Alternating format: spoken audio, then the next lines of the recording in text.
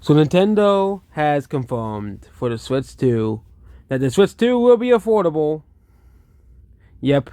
So all the doubters, all the people who say the Switch 2 will be this huge failure because it'll be $900 or something, the price of the Switch 2 hardware will take account numerous factors including Nintendo's trademark affordability, the president has said. Faraka has replied that Nintendo doesn't have to take account Japan's increased inflation rate as it has considered the exchange rate environment as considerably had since the Switch started 2017. However, in order, Nintendo has considered the affordability of our customers expect from Nintendo products. And yes, likely the Switch 2 will be between $300 to $400. I think that is much more reasonable than like Steam Deck, which for those who do not know, the Steam Deck is very expensive. Okay, and also it has pretty piss poor battery too. And also the Steam Deck isn't really competing with Nintendo. It's mostly competing with the 18 other handheld PCs that exist that are also really expensive as well. Yeah, there's a whole entire market for handheld PCs at this point as well, but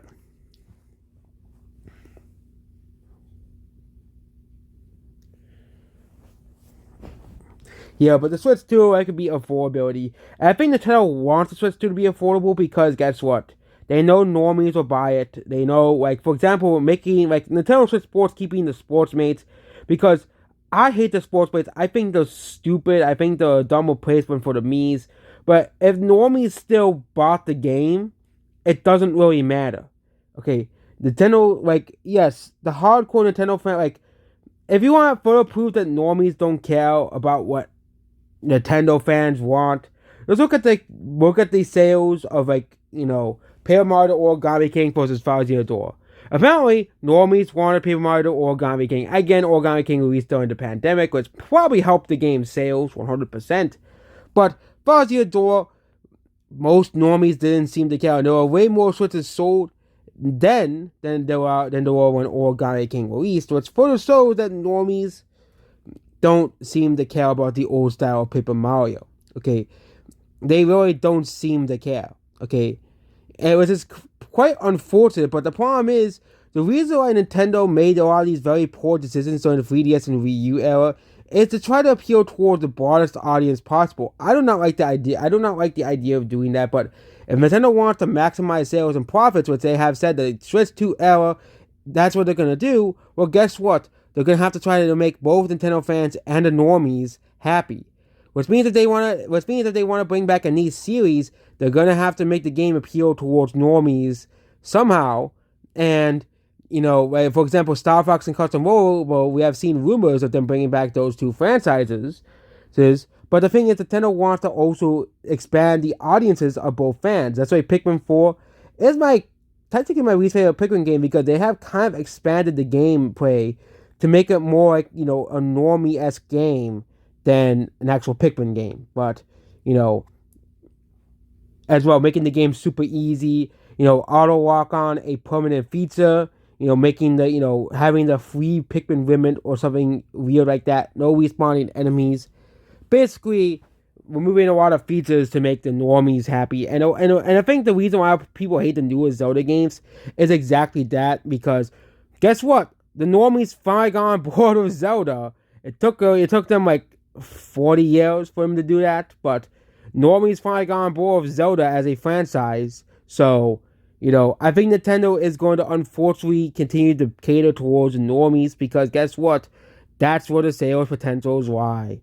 And yeah, I do hope that in Pikmin 5 they do add difficulty options for or classic-esque style gameplay where it's more reminiscent for for older fans and actually introduce like a baby easy mode for the normies and little kids, obviously, who don't care about the issues and problems in the gaming industry and will just consume next product.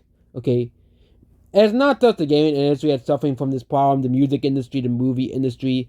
A lot of actual good talent is shafted aside in favor of what normies want, and it's just pretty sad, the state of the current entertainment era. Nintendo is not, of course, the only villain, and it's not the villain, obviously. It's really the consumer, because look at Disney. Look at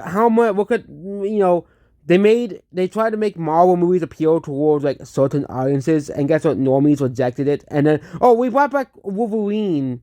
Oh, normies like, oh my god, we gotta go see this movie. Forget all the boycotts we have done with Marvel, with the Marvels and all the Eternals and all these other movies. We'll completely erase all the bad will we have with you. And I think that's the problem with Star Wars.